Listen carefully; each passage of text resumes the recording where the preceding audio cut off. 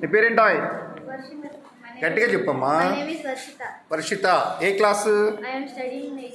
8th class. మీ అందరికి table చదవమని చెప్పే కదా నిన్న, అందరు చదివారా? ఎన్ని టేబుల్స్ వచ్చు?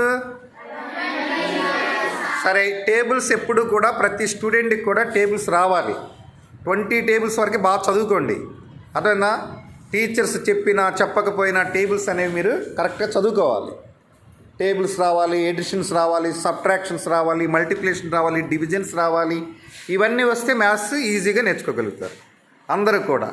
ప్రతిరోజు 1 అవర్ మ్యాథ్స్కి ప్రాక్టీస్ చేసుకోండి ఇంటి దగ్గర. మీ ఇంట్లో కూర్చుని ఉదయం పూట లేవగానే బ్రష్ చేసుకుని చక్కగా ముందు బుక్స్ దగ్గర పెట్టుకుని హోంవర్క్ చేసుకుని క్లాస్ వర్క్ అన్నీ నీట్గా ఉన్నాయి లేవన్నీ చూసుకోవాలి.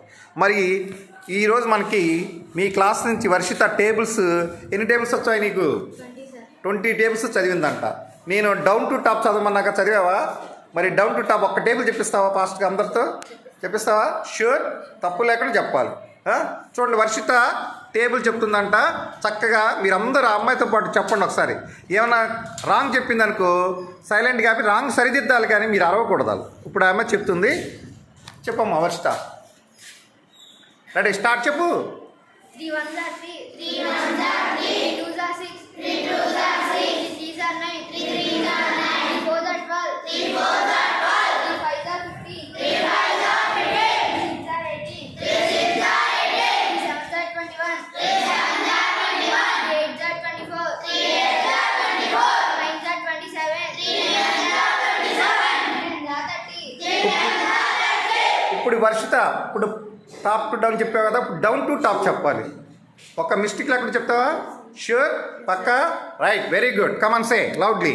3 10s are 10, 3 10s are 10, 3 10s are 30, 3 10s are 30, 3 9s are 27, 3 9s are 27, 3 8s are 24, 3 8s are 24, 3 7s are 21, 3 7s are 21, 3 6s are 18, 3 6s are 18, 3 5s are 15, 3 5s are 15, 3 4s are 12, 3 4s are 12, 3 3s are 9, 3 3s are 9, 3 2s are 6, 3 2s are 6, 3 1s are 3, 3 1s are 3.